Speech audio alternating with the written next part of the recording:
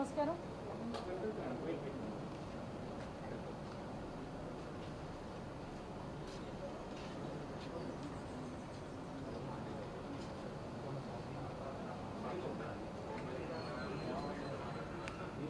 అందరికీ నమస్కారం అండి. ఇప్పుడే మన హానరబుల్ సీఎం గారు నారా చంద్రబాబు నాయుడు గారి దగ్గర ఈ లా అండ్ ఆర్డర్ ఇష్యూ, అదేవిధంగా గాంజా డ్రగ్స్ విషయం గురించి ఒక చిన్న మీటింగ్, ఒక రివ్యూ మీటింగ్ జరగడం జరిగింది. స్టార్టింగ్ అంటే ఇప్పుడు కొన్ని సందర్భాల్లోని ఒక ముఖ్యమంత్రి ఎలా రియాక్ట్ అవుతారు, కొన్ని సందర్భాల్లో ముఖ్యమంత్రిగా రియాక్ట్ అయితే సిచ్యువేషన్స్ ఎలా ఉంటాయి, ఇవి మెయిన్ ఒకసారి మనం ఆలోచించుకోవాల్సిన అవసరం కూడా ఉంది. ఎందుకంటే ఈ మధ్యకాలంలో మీరు జరుగుతున్న మొన్న ముచ్చుమర్రి ఇష్యూ మనకి అందరికీ తెలుసు. నంద్యాల జిల్లాలోని ముచ్చుమర్రిలోని ఒక చిన్న పాప 9 years బేబీ, అమ్మాయి అత్యాచారానికి గురయ్యి అమ్మాయి హత్యకి గురయ్యింది. ఇప్పటికీ కూడా అంటే బాడీ కూడా ట్రేస్ అవుట్ అయ్యే పరిస్థితి కూడా కనిపించలేదు.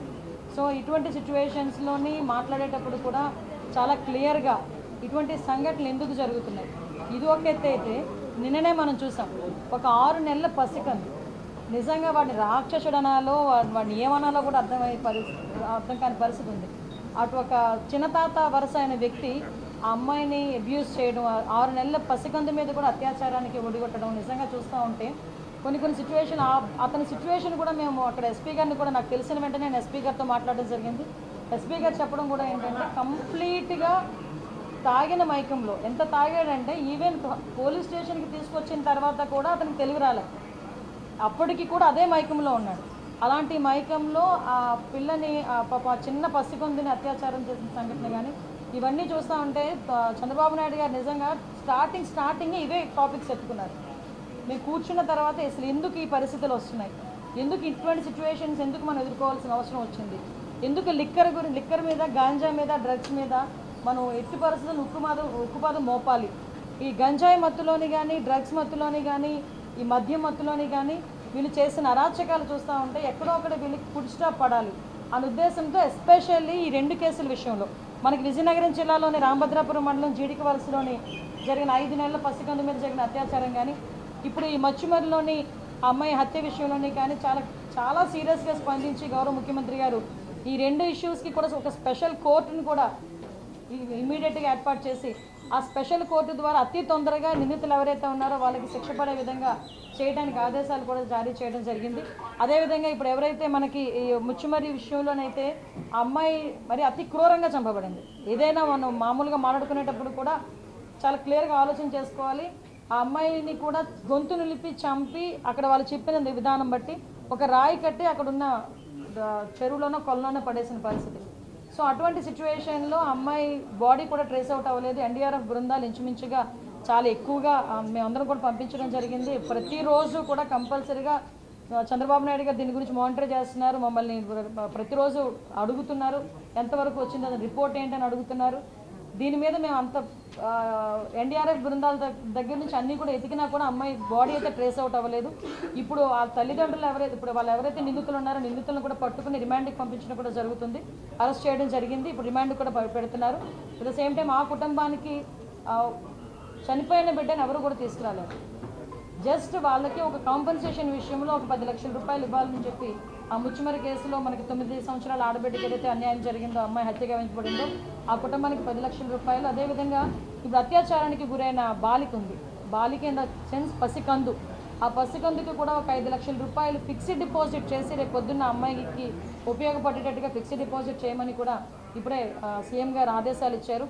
ఈ విషయంలో ఎలాంటి వాళ్ళైనా కూడా పగడ్బందీగా ఎట్టి పరిస్థితులను వదిలే ప్రసక్తి లేదు అని చెప్పి చాలా క్లియర్గా చెప్పడం జరిగింది.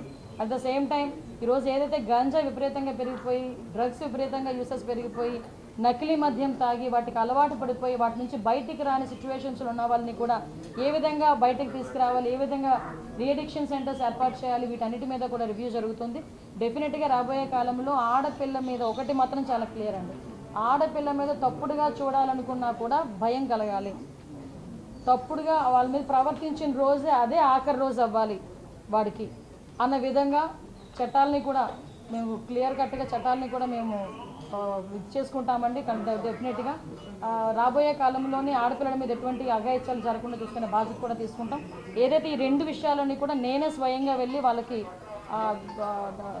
ఆర్థిక సహాయం అందించేటట్టుగా నేను ఏర్పాటు చేసుకుంటాను. అవునండి, అది చేస్తామండి, అది కూడా చేస్తాం. ఇంకా అనౌన్స్ చేయలేదు, అనౌన్స్ చేస్తాం. అది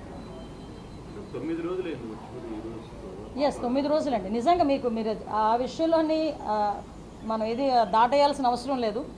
ఎందుకంటే 9 రోజులు కూడా డే ఫస్ట్ నుంచి కూడా కంప్లైంట్ వచ్చిన డే ఫస్ట్ నుంచి కూడా ఎవరైతే నిందితులను పట్టుకున్నారో ఆ నిందితులను పట్టుకుని వాళ్ళు ఇంట్రాగేట్ చేస్తున్నారు. ఆఖరికి ఏంటంటే గట్టిగా ఇంట్రాగేట్ చేస్తే వాళ్ళ తల్లిదండ్రులు ఇందులో ఇన్వాల్వ్ అయి ఉన్నారు. అంటే ఎవరైతే ఆ ముగ్గురు పిల్లలు కూడా ముగ్గురు పిల్లలు మైనర్లే.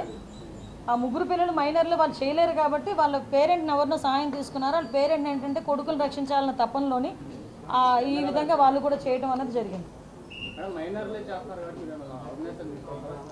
డెఫినెట్గా తీసుకురావాలండి. మైనర్ల గురించనే కాదు, ఇప్పుడు విషయం ఏంటంటే వెబ్సైట్లు విపరీతంగా పెరిగిపోయినాయి. ఇప్పుడు వాళ్ళు పెట్టిన చూసిన తర్వాత కూడా వీళ్ళు ఫోన్ వెబ్సైట్స్ ఎక్కువగా చూడటం అన్నది వాళ్ళ అలవాటు అయిపోయి ఇప్పుడు ఎక్కడి నుంచి అంటే మరీ ఇది జీరో నుంచి మొదలు పెట్టాల్సి వస్తుంది ప్రక్షాళన అన్నది. ఈ వెబ్సైట్లు విపరీతంగా పెరిగిపోయినాయి. ఎవరు పడితే వాళ్ళ చేతులు స్మార్ట్ ఫోన్లు ఉంటున్నాయి. తల్లిదండ్రులు కూడా వాళ్ళు ఏం యూజ్ చేస్తున్నారు అన్నది కూడా, ఏమి చూస్తున్నారు అన్న దాని మీద కూడా అవగాహన మనకి రావట్లేదు. ఏంటో ఇప్పుడు అంటే కొన్ని రాజకీయంగా విమర్శలు అవసరం లేదు కానీ ఇటువంటి సిచ్యువేషన్స్లో బట్ నేనేమంటానంటే ప్రతి తల్లిదండ్రులు కూడా దయచేసి మీ బిడ్డలకి ఫోన్లు ఇచ్చేటప్పుడు, ట్యాబ్లు ఇచ్చేటప్పుడు, ల్యాప్టాప్లు ఇచ్చేటప్పుడు ఒక కంట కనిపెట్టాలి. ఎందుకంటే వాళ్ళందరూ చిన్నపిల్లలు, వాళ్ళకి తెలియక చాలా వ్యవహారాల్లో వాళ్ళు తలదూరుస్తుంటారు. అటువంటి సందర్భంలో వాళ్ళకి తెలియకుండానే కొన్ని తప్పులు కూడా జరుగుతుంటాయి. ఇప్పుడు మైనర్లు, గట్టిగా మాట్లాడుతూ మైనర్లు, వాళ్ళు 12 సంవత్సరాలు, 14 సంవత్సరాలు, 15 సంవత్సరాల పిల్లలు వాళ్ళు ఇప్పుడు ఈ ఇన్సిడెంట్లో వాళ్ళ జీవితం అంతా నాశనం అయిపోయింది. మొత్తం జీవితం అంతా నాశనం అయిపోయినట్టు. ఈరోజు ఆ బిడ్డను కూడా తీసుకురాలి. ఆ విషయంలోని కూడా దయచేసి తల్లిదండ్రులు కూడా కొంచెం అవేర్గా ఉండాలి. నెక్స్ట్ స్కూల్స్లో కూడా వాటి మీద కంపల్సరీగా అవేర్నెస్ క్రియేట్ చేయాలి అన్నది మాత్రం.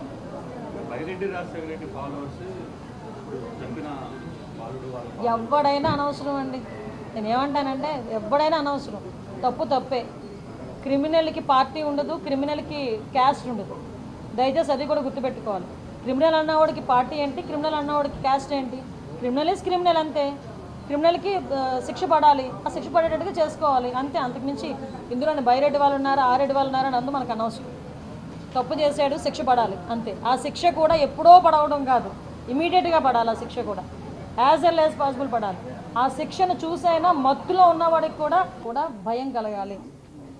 తప్పుడుగా వాళ్ళ మీద ప్రవర్తించిన రోజే అదే ఆఖరి రోజు అవ్వాలి వాడికి అన్న విధంగా చట్టాలని కూడా మేము క్లియర్ కట్గా చట్టాలని కూడా మేము చేసుకుంటామండి. డెఫినెట్గా రాబోయే కాలంలోని ఆడపిల్లల మీద ఎటువంటి అఘాయిత్యాలు జరగకుండా చూసుకునే బాధ్యత కూడా తీసుకుంటాం. ఏదైతే ఈ 2 విషయాలని కూడా నేనే స్వయంగా వెళ్ళి వాళ్ళకి ఆర్థిక సహాయం అందించేటట్టుగా నేను ఏర్పాటు చేస్తాను. అవునండి, అది చేస్తామండి, అది కూడా చేస్తాం. ఇంకా అనౌన్స్ చేయలేదు, అనౌన్స్ చేస్తామండి. 9 రోజులండి. నిజంగా మీరు ఆ విషయంలోని మనం ఇది దాటేయాల్సిన అవసరం లేదు. ఎందుకంటే 9 రోజులు కూడా డే ఫస్ట్ నుంచి కూడా కంప్లైంట్ వచ్చిన డే ఫస్ట్ నుంచి కూడా ఎవరైతే నిందితులను పట్టుకున్నారో ఆ నిందితులను పట్టుకుని వాళ్ళు ఇంట్రాగేట్ చేస్తున్నారు. ఆఖరికి ఏంటంటే గట్టిగా ఇంట్రాగేట్ చేస్తే వాళ్ళ తల్లిదండ్రులు ఇందులో ఇన్వాల్వ్ అయి ఉన్నారు. అంటే ఎవరైతే ఆ ముగ్గురు పిల్లలు కూడా ముగ్గురు పిల్లలు మైనర్లే. ఆ ముగ్గురు పిల్లలు మైనర్లు, వాళ్ళు చేయలేరు కాబట్టి వాళ్ళ పేరెంట్ని ఎవరినో సహాయం తీసుకున్నారు. వాళ్ళ పేరెంట్ని ఏంటంటే కొడుకులు రక్షించాలన్న తపనలోని ఈ విధంగా వాళ్ళు కూడా చేయడం అనేది జరిగింది. డెఫినెట్గా తీసుకురావాలండి. మైనర్ల గురించనే కాదు, ఇప్పుడు విషయం ఏంటంటే వెబ్సైట్లు విపరీతంగా పెరిగిపోయినాయి. ఇప్పుడు వాళ్ళు పెట్టిన చూసిన తర్వాత కూడా వీళ్ళు ఫోన్ వెబ్సైట్స్ ఎక్కువగా చూడటం అన్నది వాళ్ళ అలవాటు అయిపోయి ఇప్పుడు ఎక్కడి నుంచి అంటే మరీ ఇది జీరో నుంచి మొదలు పెట్టాల్సి వస్తుంది ప్రక్షాళన అన్నది. ఈ వెబ్సైట్లు విపరీతంగా పెరిగిపోయినాయి. ఎవరు పడితే వాళ్ళ చేతులు స్మార్ట్ ఫోన్లు ఉంటున్నాయి. తల్లిదండ్రులు కూడా వాళ్ళు ఏం యూజ్ చేస్తున్నారు అన్నది కూడా, ఏమి చూస్తున్నారు అన్న దాని మీద కూడా అవగాహన మనకి రావట్లేదు. ఏంటో ఇప్పుడు అంటే కొన్ని రాజకీయంగా విమర్శలు అవసరం లేదు కానీ ఇటువంటి సిచ్యువేషన్స్లో బట్ నేనేమంటానంటే ప్రతి తల్లిదండ్రులు కూడా దయచేసి మీ బిడ్డలకి ఫోన్లు ఇచ్చేటప్పుడు, ట్యాబ్లు ఇచ్చేటప్పుడు, ల్యాప్టాప్లు ఇచ్చేటప్పుడు ఒక కంట కనిపెట్టాలి. ఎందుకంటే వాళ్ళందరూ చిన్నపిల్లలు, వాళ్ళకి తెలియక చాలా వ్యవహారాల్లో వాళ్ళు తలదూరుస్తుంటారు. అటువంటి సందర్భంలో వాళ్ళకి తెలియకుండానే కొన్ని తప్పులు కూడా జరుగుతుంటాయి. ఇప్పుడు మైనర్లు, గట్టిగా మాట్లాడుతూ మైనర్లు, వాళ్ళు 12 సంవత్సరాలు, 14 సంవత్సరాలు, 15 సంవత్సరాల పిల్లలు వాళ్ళు ఇప్పుడు ఈ ఇన్సిడెంట్లో వాళ్ళ జీవితం అంతా నాశనం అయిపోయింది. మొత్తం జీవితం అంతా నాశనం అయిపోయినట్టు. ఈరోజు ఆ బిడ్డను కూడా తీసుకురాలి. ఆ విషయంలోని కూడా దయచేసి తల్లిదండ్రులు కూడా కొంచెం అవేర్గా ఉండాలి. నెక్స్ట్ స్కూల్స్లో కూడా వాటి మీద కంపల్సరీగా అవేర్నెస్ క్రియేట్ చేయాలి అన్నది మాత్రం.